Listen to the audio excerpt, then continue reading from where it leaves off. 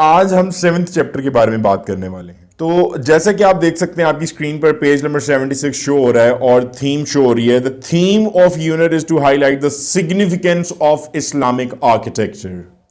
अगर आपने इस चैप्टर को पढ़ लिया है और अगर आपको समझ नहीं आई है तो मैं थीम में आपको समझाने की ये कोशिश कर रहा हूं कि इस्लामिक आर्किटेक्चर की अहमियत के बारे में वजाहत की गई है इस चैप्टर में। The world of Islam has a splendid heritage. ये दुनिया इस्लाम के शानदार विरसा, हुनरमंदी और फन तामीर के विरसा को रखती है, अभी भी मौजूद हैं। In which they excelled throughout the history. और ये आने वाले, अगर आप तारीख को कितना ही ज़्यादा तारीख को उठाकर देख लें तो आप देख सकते हैं कि ये सब की सब हेरिटेज वहाँ पर मौजूद हैं स्टडी के लिए। Masajid have always been the prominent feature of Islamic architecture. इसमें तो कोई शक नहीं है कि इस्लामिक आर्किटेक्चर का जो एक वाज़िया प्रोमिनेंट फीचर खदोखाल जो दिखाई देती है वो मसाजिद ही हैं। उसके बाद लिखा हुआ है द ऐसे not only highlights the glory of Sultan Ahmed Masjid but also throws light on the skill and ability of the architects of the time. अगर आप इस चैप्टर को पढ़ते हैं तो ये ना सिर्फ सुल्तान मस्जिद की अजमत को जाहिर करती है बल्कि जो उधर के आर्किटेक्ट हुनरमंद और काबिल थे उस पर भी रोशनी डालती है। वेरी इंपॉर्टेंट पोर्शन ग्लॉसरी की अगर आप बात करें, हर चैप्टर में ग्लॉसरी बहुत ज्यादा इंपॉर्टेंट होती है और बोर्ड के पॉइंट ऑफ व्यू से इसको जितना भी आप अच्छे से पढ़ लें आपके लिए उतना ही फायदा है। अगर आप इसी वीडियो में कंटिन्यूटी रखते हैं और अगर आप देखते रहेंगे तो ये हमारी वीडियो आपकी आंख चपकते ख़त्म हो जाएगी, क्योंकि ये बहुत इंपॉर्टेंट है चैप्टर के हवाले से, बोर्ड के हवाले से। चैप्टर 7 जो है और इसकी जो एक्सरसाइज है बहुत इजी है। अगर आप पेन पेंसिल और इस जो है कंसंट्रेशन के साथ वीडियो को देख रहे हैं तो ये आपके लिए बहुत ईजी है। अभी आने वाले कुछ ही लम्हों में मैं आपको बताऊंगा कि इस चैप्टर के बाद और इससे पहले के क्या फ़ायदे हैं। तो मुझे आप इस चीज़ की पूरी उम्मीद है कि आप वीडियो को एंड तक भी देखेंगे और उस इम्पॉर्टेंट चीज़ को जानना भी चाहेंगे। इम्प्रेसिव का मतलब होता है जी रिमार्केबल, मुतासिर कुन। हॉस्पाइस एक इन मतलब किसी टक शॉप की बात कर लें, किसी एक छोटे से कमरे की बात कर लें। A short living place for travellers, ठीक है, मुसाफिर खाने को कहते हैं। एम्बेलिश सजा हुआ को कहते हैं। डेकोरेट फ्लेम्बोइंट कलरफुल ब्राइट को कहते हैं, रंग बिरंगा चमकदार। इंटीरियर अंदरून को कहते हैं। Carved very important word. Imprinted को कहते हैं। फ्रीक्वेंटेड ज़्यादातर अक्सर जाने को कहते हैं। एडॉर्न डेकोरेटेड को कहते हैं। तो ये एम्बेलिश, ये डेकोरेट, ये डेकोरेटेड, ये एडॉर्न एक दूसरे के सिनोनिम हुए, सजा हुआ। अपॉइंटेड मतलब आप अगर आप किसी चीज़ को रखते हैं, इंतखाब करते हैं।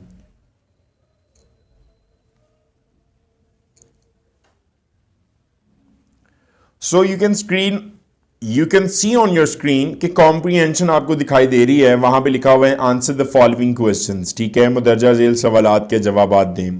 पहला क्वेश्चन है why Sultan have Ahmed Masjid is also known as Blue Masjid.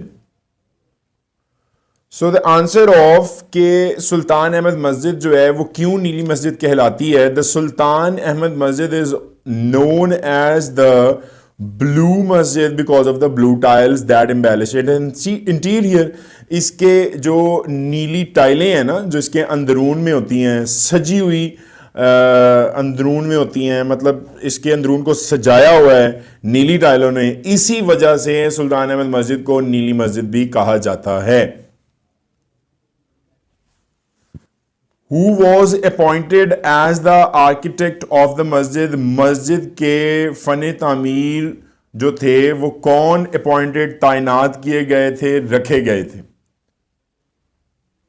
सदैफर Mehmed Agha was appointed. सदैफर जो थे महमद साहब और आगा साहब मतलब एक ही नाम है, ठीक है। सदैफत महमद आगा जो थे उनको तैनात किया गया था, शाही फन तमीर मस्जिद का शाही फन तामीर तैनात किया गया था। Why was a heavy iron chain hung at the entrance of the court? क्यों जो है भारी जंजीर दरबार के दाखिली रास्ते में लटकाई हुई थी? A heavy iron chain was hung at the entrance of the court. एक भारी जंजीर को दरबार की दाखिली रास्ते में इसलिए लटकाया गया था so that the sultan had to lower his head, कि सुल्तान अपने सर को नीचे करके गुजर सके हर बार जब वो दाखिल होगा इस दरबार में, in order not to get hit and also as the symbolic gesture, इस लिहाज से कि उसको लग ना जाए, उसको चोट ना लग जाए, और ये एक इलामती इशारा है टू इंश्योर द ह्यूमैनिटी, यकीन दिलाने के लिए आजी को ऑफ द रूलर, हुक्मरान की आजी को यकीन दिलाने के लिए in the face of divine, अल्लाह के हजूर, अल्लाह के हजूर हुक्मरान की आजी को यकीनी बनाने के लिए ये एक इलामती इशारा भी है। How does the interior of the मस्जिद लुक, जो मस्जिद का अंदरून है वो कैसा दिखाई देता है? The interior of the masjid is embellished with blue tiles which gives its interior an attractive look. जो अंदरून है मस्जिद का वो सजा हुआ है नीली टाइलों से। अभी हमने क्वेश्चन नंबर 1 में ये लाइन पढ़ी है, और जो हमें जो इसके अंदरून को मजीद पुरकशिश बनाती है। Why do you think madrasa and hospice was the part of the masjid? आपको क्यों लगता है कि जो मदरसा और मुसाफिर खाना होता है वो मस्जिद का हिस्सा है? क्योंकि मैं ये सोचता हूं कि जो मदरसा है वो स्टूडेंट्स के लिए, ताकि वो इस्लामिक रिलीजियस मतलब मजहबी और इस्लामी जो तालीम है उसको गेन एक्वायर हासिल कर सकें। And the hospice was for needy and the destitute, और मुसाफिर खाना जरूरतमंद और मुफलिसों के लिए बनाया गया था। हु कंस्ट्रक्टेड मस्जिद सोफिया, मस्जिद सोफिया किसने बनाई थी? The Hagia Sophia masjid was constructed by an Ottoman caliph, ठीक है, जो खलीफा था उसने जो है हागिया सोफिया मस्जिद को बनाया था। So let's talk about the page 77, which is the second page number of Sultan Ahmed Masjid Unit 7 exercise. Consult thesaurus and find out the synonyms of the following words. Thesaurus एक किताब का नाम है, उससे आप लोग जो है कंसल्टिंग लेंगे, कंसल्टेशन लेंगे, हेल्प लेंगे और इनके फॉलोइंग सिनोनिम्स को लिखेंगे। एम्बेलिश सजा हुआ, इंटीग्रेट सालमियत, स्प्लेंडर बहुत ज़्यादा शानदार, मैजेस्टी जाहो जलाल, इल्यूमिनेट का मतलब भी सजा हुआ होता है। So you can see on your screen, यहाँ पे लिखा हुआ है एम्बेलिश सजा हुआ, डेकोरेट सजा हुआ। इंटीग्रेट यूनाइट को, कंबाइन को कहते हैं, ठीक है, एक चीज़ को, सालमियत हो जाना। स्प्लेंडर ग्रैंडियर को कहते हैं, ग्रैंडियर बहुत इंपॉर्टेंट है, अजमत को कहते हैं, बोर्ड में आ जाता है। मैजेस्टी जाहो जलाल को कहते हैं, स्टेट लाइंस। इल्यूमिनेट किसी चीज़ के चमकने को कहते हैं, तो उसने ब्राइटन लिखा हुआ है। So this was our vocabulary portion, exercise A. Now let's do the exercise B. Circle the correct antonyms for the given choices of the underlined words. आपने antonyms को select करना है। प्लीज स्टेटमेंट को अच्छे से पढ़ा करें, आपके मार्क्स सिर्फ स्टेटमेंट की वजह से आते हैं। मुतजाद आप लोगों ने टिक करने हैं। The Sultan Masjid is one of the most impressive monument of the world. दुनिया का है ये जो impressive है, अगली है अनइम्प्रेसिव, ये है जी अनइम्प्रेसिव।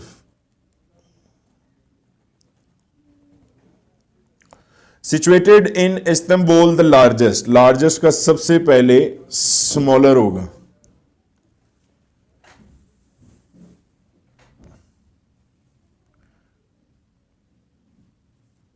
और उसके बाद आप थर्ड पे देखें, अ heavy iron chain Hanks in the upper part of the court entrance the western side. Heavy basically है तो बोल्ड है, लेकिन यहां पर हम लाइट लिखेंगे, एंटोनिम लिख रहे हैं ना। The upper level of the interior is adorned with the blue paint, upper को ऊपर और लोअर को नीचे कहते हैं। The floors are covered with, covered मतलब ढके हुए हैं, एक्सपोज मतलब खुले हुए हैं। तो ये आपके बहुत ज़्यादा इंपॉर्टेंट इडियम्स हैं, वेरी इंपॉर्टेंट फॉर दिस, ठीक है। अब मैं आपको इंग्लिश बी क्या करवाऊंगा, जो मजीद आप लोगों को बी से मुराद ग्रामर, जितनी भी आपको ग्रामर करवाई जाती है वो आपके लिए बहुत ज़्यादा बेहतर होती है। तो उसके अंदर आपने एंटोनिम्स पढ़े होते हैं, तो आप देख सकते हैं कि यहाँ पर जो हैवी है उसको हमने लाइट कह दिया, ठीक है, और द अपर लेवल, तो अपर है तो हमने उसको लोअर कह दिया। तो सारे मुतजाद लिख रहे हैं हम, एक्चुअली मुतजाद। द फ्लोर्स कवर्ड है तो हमने एक्सपोज्ड लिख दिया, मतलब खुला हुआ, और एक्सपोज्ड, एक्सपोज्ड जो है वो खुला हुआ होगा, कवर्ड जो है वो ढका हुआ होता है। तो ये सारे हमने इसके एंटोनिम्स किए हैं। अगेन वेरी इंपॉर्टेंट क्वेश्चन, ठीक है, बहुत इंपॉर्टेंट क्वेश्चन है। Use the following words in sentences. आपने ये सारे वर्ड्स को जुमलों में इस्तेमाल करना है। एक एक वर्ड यहां से बोर्ड में आता है आपके सेंटेंसेस के लिए। और जैसे कि मैंने आपको वीडियो के स्टार्ट में बताया था कि आपके लिए ये बहुत ज़्यादा फायदेमंद होगा, तो ये चैप्टर ट्रांसलेशन और क्वेश्चन आंसर्स के हवाले से बोर्ड के लिए 2023 के पेपर्स के लिए बहुत इंपॉर्टेंट है। तो ये सेंटेंसेस आप लाजमी कर लीजिएगा और साथ में चैप्टर से ट्रांसलेशन लाजमी कर लीजिएगा, जरूर आएगी। So our first sentence is impressive. The doctor has a impressive personality. तो impressive यहां पर आपका वर्ड है, सेंटेंस बनाया जिसका आपने। She works dexterously at nighting work. वो जो है वो बड़ी हुनरमंदी के साथ, dexterously का मतलब होता है skillfully, मतलब हुनरमंदी के साथ, बड़े हुनर के साथ नाइटिंग वर्क करती है, मतलब बुनने का काम करती है। I work in a very spacious basement. मैं जो हूँ बहुत वसी, स्पेशियस वसी, खुला, खुले बेसमेंट के अंदर काम करता हूँ। हजरत अस्मा रज़ी अल्लाह अन्हा was a model of humility. ये जो हजरत अस्मा हैं ये आजी की मिसाल है, नमूना है। She wears a flamboyant dress. Flamboyant का जुमला बनाना था, सब एक जैसे ही थे जुमले वैसे। She wears a flamboyant dress to attract the attention of others. उसने फ्लेमबॉयंट खूबसूरत लिबास पहना ताकि वो दूसरों की तवज्जो को मुतवज्जा कर सके। ठीक है जी, ये आपके अब सेंटेंसेस भी हो गए। What do the following abbreviations stand for? ये सारी एब्रीवेशन मैं आपको आज बताऊंगा और आपको इस एब्रीवेशन को एक एक फिंगर टिप्स पे याद होना चाहिए। It can also come in your exams, board exams. So as the first word is USA. USA stands for United States of America. दूसरा है जी UK, United Kingdom. तीसरा है जी UAE, United Arab Emirates. तीसरा है जी ICU, Intensive Care Unit. Bachelor of Medicine and Bachelor of Surgery. ठीक है जी, ये MBBS का मतलब आपको बताया है। वैसे तो मेरा ख्याल है master of bachelor of medicine and bachelor of surgery होना चाहिए। आगे लिखा हुआ है PhD, डॉक्टर ऑफ फिलॉसफी को कहते हैं PhD। उसके बाद लिखा हुआ है जी MPhil, मास्टर ऑफ फिलॉसफी। उसके बाद लिखा हुआ है जी PAF, PEF का मतलब होता है पाकिस्तान एयर फोर्स। उसके बाद NADRA, national advanced database registration authority, ये नादरा है जी। अन का क्या मतलब है? United nation organization. Water and power development authority, तो ये आपका क्या है? वाबडा, water and power development authority. उसके बाद लिखा हुआ है जी PTB, Punjab text book board. ठीक है जी। फिर लिखा हुआ है ISSB, inter services selection board, Punjab text book board PTB, member of national assembly, member MNA को कहते हैं ना, member of national assembly, MPA, national of principal assembly, member of national assembly, member of provincial assembly. उसके बाद IMF, international monetary fund. उसके बाद WHO,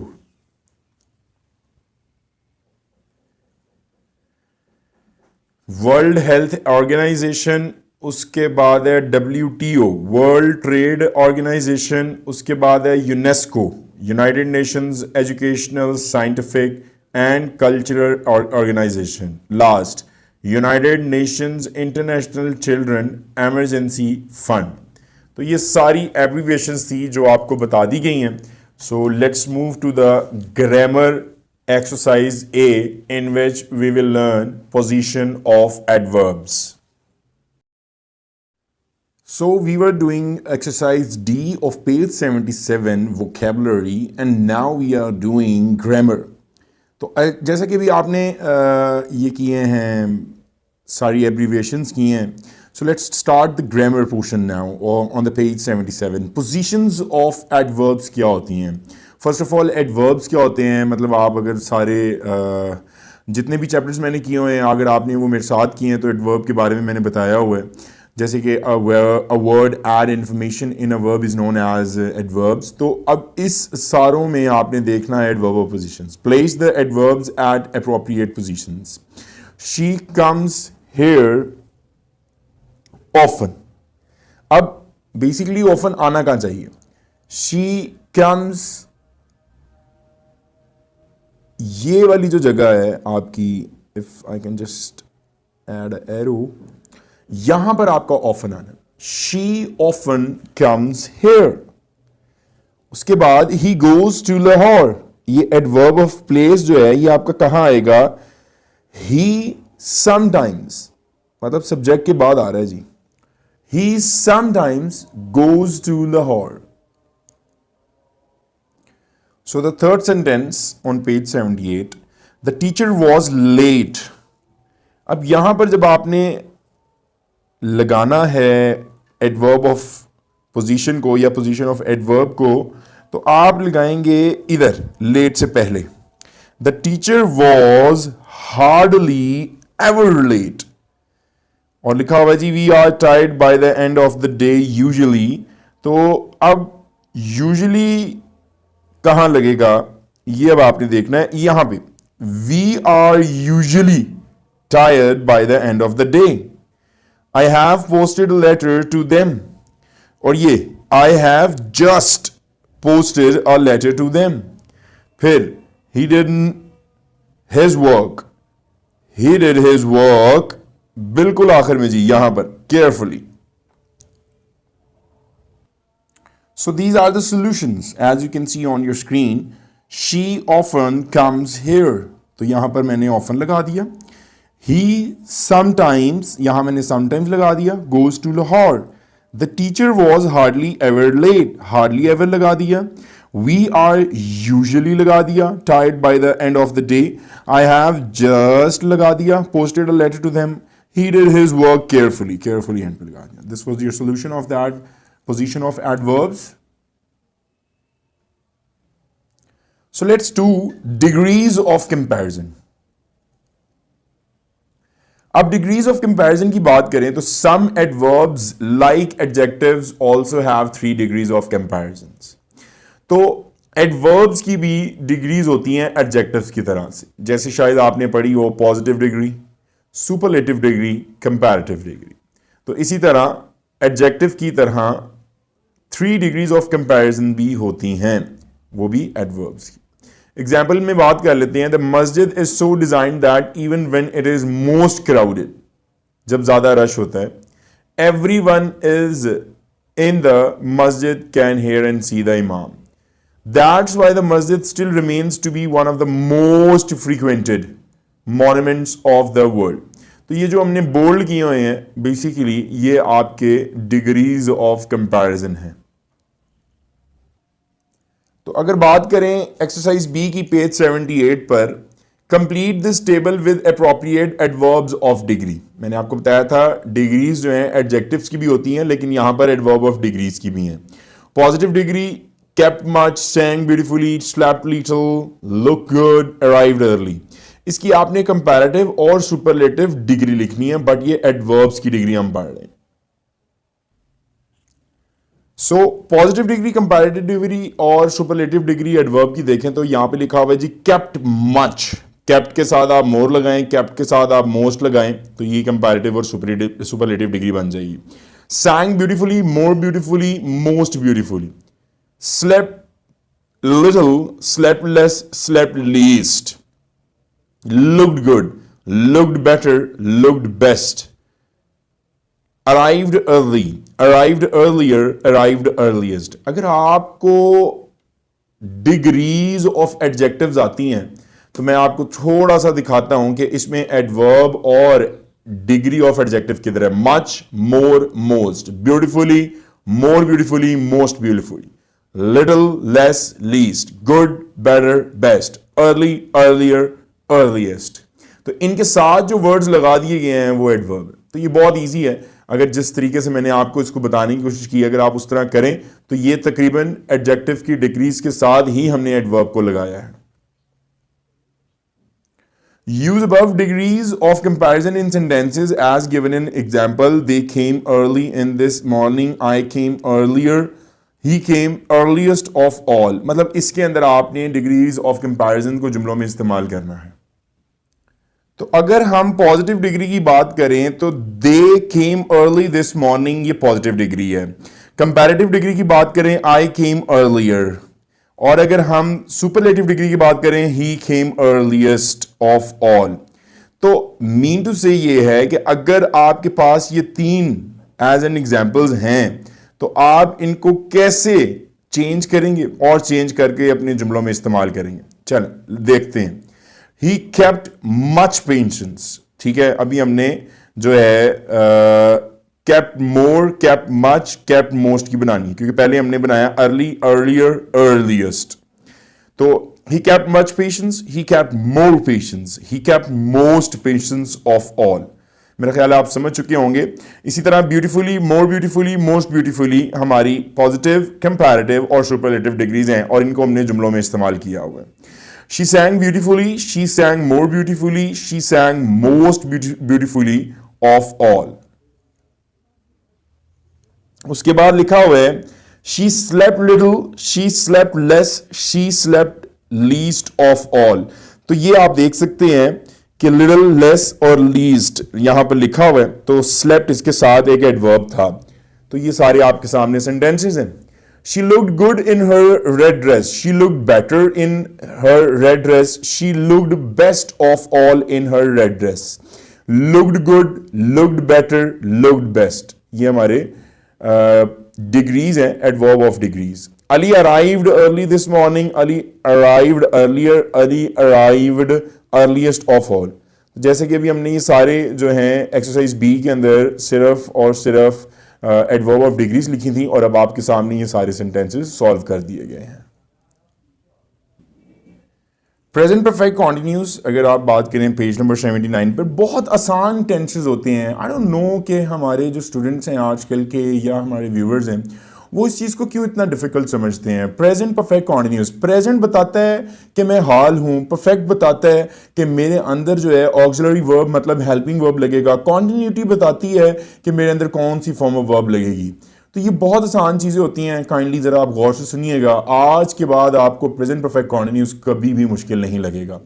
The structure of the present perfect continuous tense is, structure means if you just have concept, अगर मैं आपको concept दूं तो वो भी आपके लिए इजी है, और अगर मैं आपको कॉन्सेप्ट ना दूं तो अगर आपको इस फॉर्मूले की देखें तो आपको फॉर्मूला से क्लियर हो जाएगा, लेकिन आपको कॉन्सेप्ट लेना बहुत ज़रूरी है। यहाँ पर सब्जेक्ट लिखा हुआ है।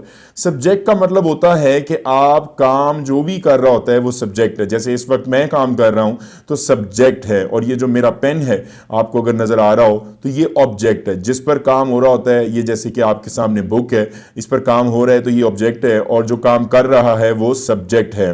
ऑक्सिलरी वर्ब अब क्या चीज है? ऑक्सिलरी वर्ब को कहते हैं helping verb. It is the second name of helping verb.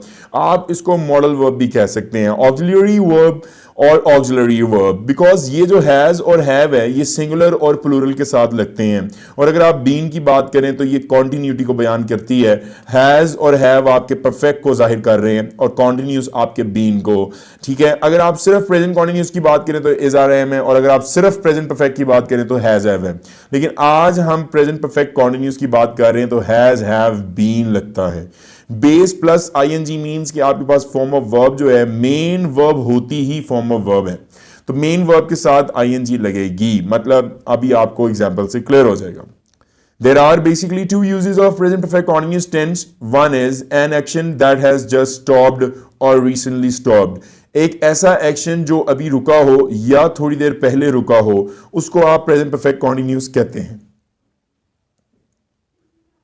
We use the present perfect continuous tense to talk about an action that started in the past and stopped recently. शुरू तो वो past में हुआ था लेकिन अभी अभी खत्म हुआ, उसको perfect tense शुरू मतलब कहते हैं। Examples: I am tired because I have been running. मैं थक चुका हूं क्योंकि मैं भाग रहा था। ठीक है, तो अब यहां से ये आप समझ रहे होंगे कि I am tired, मैं थक चुका था, because I have been running. ये जो आई हैव यहां पर जो हैव यूज हो रहा है प्लूरल के साथ, तो आई के साथ हैव का इस्तेमाल हो रहा है, तो आपको नजर आ रहा होगा कि उसके साथ बीन लग रहा है और फर्स्ट फॉर्म प्लस आईएनजी लग रही है।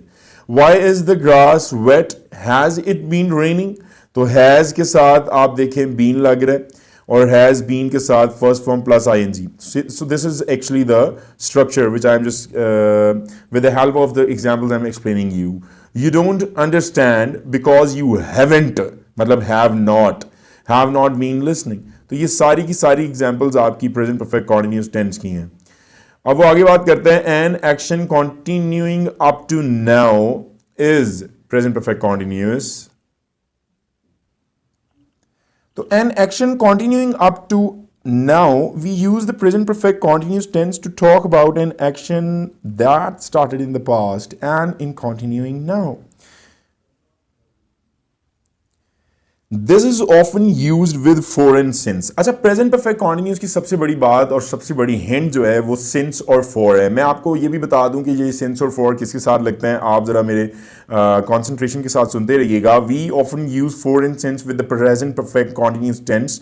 Like you can see we use for to talk about the period of time 5 minutes 2 weeks 6 years etcetera. मतलब ऐसी चीज जिससे आपको कंफर्मेशन नहीं है। जैसे फोर आप सिर्फ उसके साथ लगाएंगे कि हमें नहीं पता कि दिन में कौन से 5 मिनट हैं, कौन से 2 हफ्ते हैं और कौन से 6 साल हैं। लेकिन जो सिंस की बात की जा रही होगी तो वो आपको पता है, 9 o'clock 1st January Monday, we use since to talk about point in a past time. ठीक है जी, तो ये स्पेसिफिक टाइम के साथ जो है आपके सिंस लगता है। तो आप देख लें 9 o'clock स्पेसिफिक टाइम पता है जी, 1st जनवरी की पहली तारीख है, मंडे एक खास दिन है, तो स्पेसिफिक टाइम के साथ सेंस लगता है। एग्जाम्पल पे बात कर लेते हैं, I have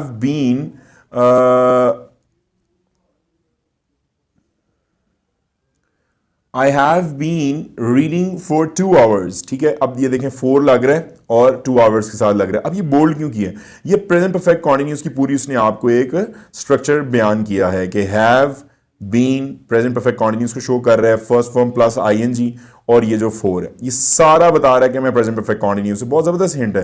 I am still reading now, we have been studying 9 o'clock, we are still studying now. ठीक है, अब ये नाउ वो क्यों बता रहा है? क्योंकि ये चीजें चल रही हैं, कॉन्टिन्यूटी में है, ये रुकी नहीं है। How long have you been learning English, you are still learning now. तो ये चीजें आपको बताती हैं कि हम प्रेजेंट परफेक्ट कॉन्टिन्यूस हैं।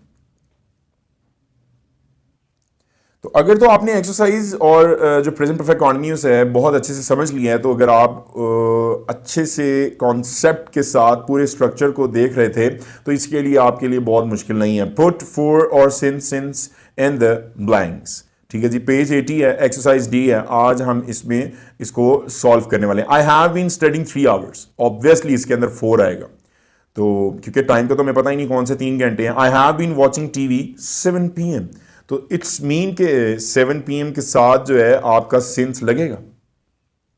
उसके बाद Tara hasn't been feeling well for 2 weeks, 2 हफ्ते हमें नहीं पता कौन से हैं। Tara has not been visiting us since March. ठीक है, मार्च एक एग्जैक्ट टाइम है, इसलिए इसके साथ सिंस लगेगा। Here he has been playing football dash a long time. अब लॉन्ग टाइम हमें क्या पता कौन सा लॉन्ग टाइम, तो इसलिए फॉर अ लॉन्ग टाइम होगा, टाइम का एग्जैक्ट पता नहीं है। He has been living in Bangkok dash he left school. ठीक है जी, वो बैंकॉक में रह रही है या रह रहा है, तो since he left the school, जब से उसने स्कूल छोड़ा हुआ है। अब हमें पता चल रहा है कि वो स्कूल एग्जैक्ट प्लेस है, एग्जैक्ट टाइम बताया जा रहा है, तो इसलिए यहां पर सिंस लगेगा। मैंने इनको सॉल्व कर दिया, आप इनको लुक आफ्टर कीजिएगा, बहुत आसान है ये। अगर आप लोगों ने स्पेसिफिक टाइम को देख लिया हो तो आपके लिए ये बहुत ज़्यादा इजी है। So we discuss 80 page number D exercise that was we were putting foreign since as we were doing the present perfect continuous tense। और अगर आप बात करें तो एक्सरसाइज E में लिखा हुआ है make 5 sentences using present perfect continuous tense and convert these sentences into negative and interrogative। आपने पहले मस्बत जुमले बनाने हैं जी प्रेजेंट परफेक्ट कॉन्टिन्यूस के, उसके बाद आपने मनफी बनाने हैं और उसके बाद आपने सवालिया बनाने हैं। तो आप अगर मेरी जो है तकरीबन 5 से 4 मिनट जो पीछे वाली वीडियो अगर आपने देखी है तो आपको कॉन्सेप्ट्स तो क्लियर हो चुके होंगे और आपको ये भी आइडिया हो चुका होगा कि हमने फर्स्ट फॉर्म के साथ आईएनजी लगाना है। So you can see on your screen that I have made positive sentences, 5 positive sentences. She has been studying for 2 hours, मतलब हैज बीन एक चीज के साथ लग रहा है, सिंगुलर के साथ हैज और बीन लग रहा है और फर्स्ट फॉर्म के साथ आईएनजी लग रही, तो ये प्रेजेंट परफेक्ट कॉन्टिन्यूस टेंस है। Present perfect continuous tense for 2 hours, 2 घंटों का पता नहीं है जिसकी वजह से हम 4 को लगा रहे हैं। The boys have been making a noise, अब देखें आप यहां पर जो बॉयज हैं वो ज्यादा हैं जिसकी वजह से यहां पर हैव लग रहा है और उसके साथ बीन लग रहा है और फिर मेकिंग मतलब first form plus ING. I have been solving some since morning, मतलब आई हमेशा आई के साथ जो कि एक सब्जेक्ट है उसके साथ हैव बीन लगता है, फर्स्ट फॉर्म प्लस आईएनजी लगती है। और since morning, morning basically exact time है जिसकी वजह से हम देख सकते हैं कि सिंस लगा हुआ है। तो ये प्रेजेंट परफेक्ट कॉन्टिन्यूस की बहुत जबरदस्त किस्म की मिसाल है। मतलब अगर पास्ट परफेक्ट कॉन्टिन्यूस और फ्यूचर परफेक्ट कॉन्टिन्यूस होगा तो परफेक्ट कॉन्टिन्यूस के साथ सिंस लाजमी लगेगा, फॉर और सिंस लाजमी लगता है। The horse has been running very fast since 10 o'clock, मतलब ये जो घोड़ा है वो एक है इसीलिए उसके साथ हैज बीन लगा है और रनिंग मतलब फर्स्ट फॉर्म के साथ आईएनजी। 10 o'clock एग्जैक्ट टाइम बताया हुआ है जिसकी वजह से यहां पर सिंस लगा हुआ है। We have been listening to the news for 5 minutes, हम जो हैं खबरें सुन रहे हैं। तो जो वर्ब है वो लिसनिंग है और जो हेल्पिंग वर्ब है वो हैव बीन है, तो वी ज्यादा है, ज्यादा के साथ हैव बीन लगता है और listening first form plus ING है। जैसा कि हमें 5 मिनट का पता नहीं है तो इसलिए हमने 4 को यहां पर लगाया होगा। तो ये आपके 5 पॉजिटिव जुमले थे। अब इन्हीं को सेम जुमलों को हम नेगेटिव करेंगे। सो लेट्स सी कि पहले हमने पढ़ा शी हैज बीन स्टडिंग, अब हम लगा देंगे she has not been studying. उधर हमने लगाया था the boys have been making a noise for an hour, अब हमने लगा दिया the boys have not been making a noise. तो ये आपने ख्याल रखना है कि जो मेन हेल्पिंग वर्ब होता है उसके बाद नॉट लगता है और उसके बाद फिर बीन लगता है। I have been solving since some since morning, तो आई हैव नॉट बीन, तो आप देख रहे होंगे कि हर जुमले को मैंने नेगेटिव कर दिया। The horse has been running, तो the horse has not been running है जी। We have not been listening, मतलब यहां पर हैव बीन था तो हमने हैव नॉट बीन लगा दिया, नेगेटिव बना दिया। सो अब इंट्रोगेटिव भी आप देख लें, तो अब अगर हम पॉजिटिव की बात करें तो शी हैज बीन स्टडिंग था, शी हैज बीन स्टडिंग, तो जो हेल्पिंग वर्ब होता है वो शुरू में लग जाता है, मतलब उसकी स्पेस जो है सबसे पहले लगाई जाती है। तो हेल्पिंग वर्ब पहले होता है, फिर सब्जेक्ट होता है, फिर बीन होता है। मेरा आपको ये समझाने का मकसद है। Has she been studying for 2 hours, have the boys, वहां लिखा हुआ था the boys have been making a noise for an hour, तो जब हमने इसको इंट्रोगेटिव करना है तो have the boys been, मतलब the boys सब्जेक्ट थे और have पहले लगा दिया, been बाद में लगा दिया, फॉर्म ऑफ वर्ब, और बाकी जुमला वैसे का वैसे। have I been solving sums since morning, तो have और ये I जो है यहां पर सब्जेक्ट है, उसके आगे मैंने सब चीजें लगा दी। Has the horse been running very fast since 10 o'clock, मतलब जो मस्बत बनाए जो मनफी बनाए उन्हीं के हम जो है इंट्रोगेटिव डिस्कस कर रहे हैं। हेल्पिंग वर्ब आपने बस शुरू में लगाना है। हैव वी बीन लिसनिंग, उधर था we have been listening, we have not been listening, और अब है हैव वी बीन लिसनिंग, मतलब हेल्पिंग वर्ब उसके बाद सब्जेक्ट उसके बाद बीन। आप इस स्ट्रक्चर को अपने दिमाग में जो है एज एन कॉन्सेप्ट याद रख लें, आप कभी भी प्रेजेंट परफेक्ट कॉन्टिन्यूअस टेंस को नहीं भूलेंगे। So these were are sentences of exercise E जो मैंने आपको अभी करवाई है। So let's talk about the writing skills. Now we are on page number 80, same page जब अभी हमने ई एक्सरसाइज की है तो उसके साथ ही राइटिंग स्किल्स हैं। लिखने का जो है महारात आपके अंदर होनी चाहिए, लाजमी लिखने की महारात होनी चाहिए। उसने कहा जी write down the summary of the lesson, focus on the following points. आपने समरी लिखनी है सुल्तान अहमद मस्जिद यूनिट 7 की, और आपने फोकस मतलब तवज्जा करना है मुर्दजा झेल पॉइंट्स पर। आपने मस्जिद की जो है हिस्ट्री लिखनी है, आर्किटेक्चर के बारे में लिखना है और उसकी इंपॉर्टेंस। तो ये समरी जो है इसको उर्दू में खुलासा कहते हैं। तो ये आपके सामने जो है समरी शो हो रही है आपके यूनिट 7 की। The Badshahi Masjid Lahore was constructed by Mughal emperor Aurangzeb Alamgir in 1673। तो ये एक मस्जिद है जिसके बारे में हमने बताना है, मतलब कि आप यहाँ पर अगर बादशाही मस्जिद की जगह सुल्तान अहमद मस्जिद लिख दें और मुगल एम्परर की जगह सुल्तान लिख दें, क्योंकि उसके दौर में तो नहीं हुई थी, उसके जानशीं के दौर में हुई थी, तो वो भी सेम ही है, इतना कोई फ़र्क नहीं है। तो आप किसी भी पैराग्राफ समरी को जो है वर्डिंग चेंज करके आप यूज़ कर सकते हैं। तो बादशाही मस्जिद जो थी वो मुगल दौर में औरंगजेब आलमगीर ने 1673 में बनाई थी। The masjid is a great piece of simplicity and beauty. तो जो आप मस्जिद बादशाही देखते हैं वो एक सादगी और खूबसूरती को दिखाती है। This piece of architecture is an excellent example of Mughal architecture. अगर आप ये फ़न तामीर देखें तो ये शानदार मिसाल है मुगल फ़न तामीर की। It is the gigantic and Majestic in its appearance. अगर आप उनको ज़ाहिरी तौर पर देखें तो बहुत बड़ी और जाहो जलाल वाली है। The internal side of the मस्जिद हैज़ रिच डेकोरेटेड वर्क। अगर आप अंदरून हिस्सा देखें मस्जिद का तो वो बहुत ज़्यादा शानदार खूबसूरत उस पर काम किया हुआ है। The external side of the building is decorated with stone carving. और अगर आप उसका और मज़ीद जो है हिस्सा देखें बिल्डिंग का, इमारत का, तो उसको पत्थर तराश कर पत्थरों से सजाया हुआ है। द बिग कोर्ट यार्ड, बहुत बड़ा जो शाही मस्जिद का सहन है वो लाल पत्थरों से बनाया गया है। द प्रेयर एरिया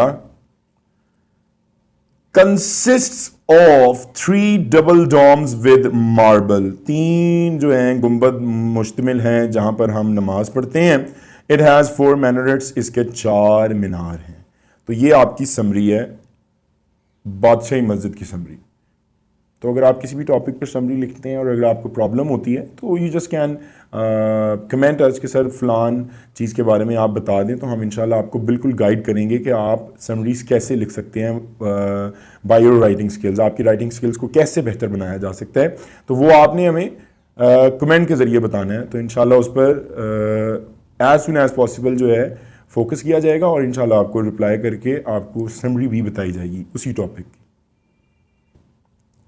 सो जैसा कि अभी आपने describe in your own words architecture of any historical place in Pakistan के बारे में पढ़ा है, तो अब हम समरी पढ़ेंगे इस चैप्टर के बारे में।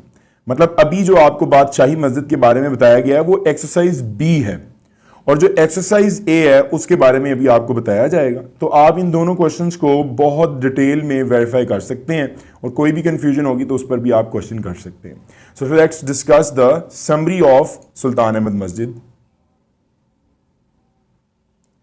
तो अगर बात करें हम सुल्तान अहमद मस्जिद की समरी की, तो आप अपनी स्क्रीन पे देख सकते हैं कि सुल्तान अहमद मस्जिद जो है वो नीली मस्जिद कहलाती है, क्योंकि ये मुसलमानों के हुनरमंदी और आर्किटेक्चर की मास्टर पीसेस में से एक है।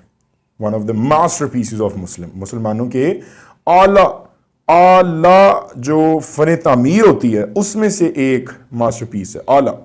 The masjid is situated in Istanbul, जैसा कि आपने चैप्टर में पढ़ा हुआ है तो इसलिए समरी लिख रहे हैं, तो मस्जिद जो है वो इस्तांबुल तुर्की में वाक़िया है, Turkey in English. It was constructed during the rule of Sultan Ahmed one. यहां पर जो वन है उसको अव्वल कहा जा रहा है। तो मस्जिद जो है रूल मतलब दौर में सुल्तान अहमद वन के कंस्ट्रक्टेड की गई थी। Sedefkar Mehmed Agha the royal architect designed the masjid so skillfully that even today this masjid is considered unmatched in its size, majesty and splendor।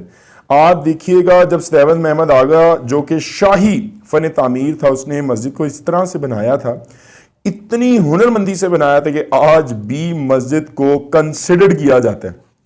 ठीक है जी, कंसिडर्ड किया जाता है, अनमैच्ड, बेमिसाल उसके साइज में, उसकी शान और शौकत में और जाहो जलाल में। मैजेस्टी का मतलब यहां पर जाहो जलाल है। There is a heavy iron chain that hangs in the upper part of the court entrance. अगर आप बहुत भारी जंजीर देखना चाहते हैं तो बलाई हिस्से में अहाते की दाखिली जो मगरबी तरफ है, मस्जिद की जो मगरबी साइड है, उधर आप दाखिली हिस्से में देखें तो बलाई हिस्से में मतलब ऊपर वाले हिस्से में भारी जंजीर, लोहे की जंजीर लटकाई हुई है। अच्छा, अब लटकाई क्यों है? The sultan had to lower his head, क्योंकि जो सुल्तान है वो अपना सर नीचे झुकाकर चले, ताकि पहला तो उसको हिटिंग ना हो, ठीक है, हिटिंग द चेन, और दूसरा एक सिंबॉलिक गेस्चर समझा जाए, मतलब के इलामती इशारा समझा जाए, to ensure the humility of the ruler in the face of divine. अल्लाह के हजूर, फेस ऑफ द डिवाइन, अल्लाह के हां हुक्मरान की ह्यूमिलिटी, आजिजी को यकीनी बनाया जा सके, इंश्योर किया जा सके। द इंटीरियर ऑफ द मस्जिद at the lower level is decorated with ceramic tiles in form of tulips, whereas at gallery level the design represents flowers and fruits। अगर आप उसके अंदरून, मस्जिद के अंदरून की निचली सतह की बात करेंगे तो उसको डेकोरेट किया हुआ है चीनी की टाइलों में, और उस पर गुले लाला भी है, डिजाइन्स हैं गुले लाला के। उसके बाद वेराज एट गैलरी लेवल, अगर आप गैलरी की सतह की बात करें, यही डिजाइन्स फूलों और फलों को भी पेशकश करते हैं, रिप्रेजेंट्स, नुमाइंदगी करते हैं। The upper part is adorned with blue paint, और जो बलाई हिस्सा है, ऊपर वाला हिस्सा है, वो सजाया गया है नीले रोगन के साथ। Mihrab is made of carve marble, और जो मेहराब है उसको तराशे हुए संगमरमर से बनाया गया है। ये समरी है जी आपकी सुल्तान अहमद मस्जिद की, बड़ी डिटेल में इसको बताया जा रहा है आपको, तो काइंडली आप फोकस करें और आपको बहुत मजा आएगा अगर आपको ये समझ आ जाए, और आधा क्या पूरा चैप्टर आपके जो है ग्रिप में हो जाएगा इस समरी के करने के बाद। The masjid is so designed that even when it is more crowded, इस तरह से मस्जिद को बनाया गया है कि हत्ता कि अगर यहां पर बहुत ज्यादा रश हो तो हर कोई मस्जिद में जो बैठा हुआ है वो इमाम को सुन और देख सकता है। और 4 मीनार हैं कोने में, और उनकी जो हाइट है वो बहुत ज्यादा ऊंची है, मतलब बहुत ज्यादा ऊंचे हैं उनके मीनार। तो जो मीनार्स की height of glory of Muslim architecture को रिप्रेजेंट करती है, मतलब बताती है, बयां करती है कि मुसलमान जो फन तामीर है उनकी अजमत को मीनार दिखाती है। द मस्जिद has become a public place for the tourists, ये अवामी जगह बन चुकी है सियाहों के लिए, लोग आते हैं देखते हैं नीली मस्जिद को। Mihrab is the most important element of the interior of the masjid, जो मेहराब है वो सबसे अहम जुज है, एलिमेंट है मस्जिद का, मेड ऑफ कार्व मार्बल, और वो मेहराब को जो है तराशे हुए संगमरमर से बनाया गया है। A large number of visitors and Turks, बहुत ज्यादा तादाद में उधर देखने वाले और तुर्की वाले गैदर इकट्ठे होते हैं और सुनते हैं आकर अजान को, शाम की अजान को आकर सुनते हैं वहां पर। The masjid still remains to be one of the most frequented monuments of the world। ये जो मस्जिद है आज भी स्टिल जो है बहुत ज्यादा देखी जाने वाली है। लोग अक्सर मॉन्यूमेंट्स, यादगारों को कहते हैं, वंडर्स का लफ्ज इस्तेमाल हुआ है चैप्टर में। यादगारों में से दुनिया की एक यादगार है जो लोग अभी भी फ्रिक्वेंटेड, अक्सर जो है लोग विजिट करते हैं, देखते हैं। So this was your summary of the chapter. Oral communication skills की अगर आप बात करें तो मैंने आपको हमेशा बताया है कि अगर आप बात एक दूसरे से करते हैं you have to use English. आम जिंदगी में भी, मैसेजेस पे भी, किसी भी तरह आपको अंग्रेजी के छोटे छोटे जुमले बोलने पड़ेंगे जिससे आपकी ओरल कम्युनिकेशन स्किल्स बहुत बेहतर हो सके। Little bug, Ahmed, hey, did you see what that boy did? क्या तुमने देखा उस लड़के ने क्या किया? मतलब छोटे छोटे जुमले अगर आप अपनी लाइफ में बोलें। Naeem, yeah, he threw a plastic bag into the street. हाँ, मैंने देखा उसने जो है प्लास्टिक का जो शॉपिंग बैग था वो फेंका है गली में। He doesn't care about our environment. उसको कोई फर्क नहीं पड़ता हमारे माहौल का। He is a little bug. वो कचरा फेंकने वाला इंसान है। अब आपको लिटिल बग की समझ में आ गई होगी जो स्टार्टिंग में बोला गया था। Ahmed, do you care about our environment? Ahmed, क्या तुम्हें ज़रा भी नईम अपने माहौल की ख्याल है? नईम आगे से कहता है यस आई डू, मुझे ख्याल है। There's too much pollution. आज अगर आप देखा जाए तो आलूदगी बहुत ज़्यादा है। Everybody should care about environment. हर किसी को ख्याल रखना है माहौल में, किसके? माहौल का ही ख्याल रखना है कि आलूदगी ना हो। अहमद, आई एग्री, मैं तुमसे मुत्तफिक हूँ। Hey little bug, pick up the trash. जिस लड़के ने वो शॉपिंग बैग फेंका था उसको बुलाया जाता है, ओ कचरा फेंकने वाले, जल्दी से ये ट्रैश उठाओ। Naeem, look he is picking it up. Naeem, देखो वो उठा रहा है। Thanks for caring about environment. लड़के को कहते हैं बहुत शुक्रिया, तुमने हमारे माहौल का ख्याल रखा। तो आप लोगों को भी बिल्कुल भी नहीं चाहिए कि आप अपनी गलियों में कचरे फेंकें। आप लोग अपने माहौल का ख्याल रखें, साफ रखें, सुथरा रखें, क्योंकि सफाई इसमें मान है। Thank you so much. इंशाल्लाह अब नेक्स्ट आप लोगों के लिए बहुत सरप्राइजिंग सा चैप्टर है, 8th चैप्टर, जो कि समरी और रेफरेंस टू कॉन्टेक्स्ट समझाया जाएगा। इंशाल्लाह stay with us, stay tune. कोई भी क्वेश्चन है you can just comment us, we are there to answer your every question. अल्लाह हाफिज, मिलते हैं नए चैप्टर के साथ।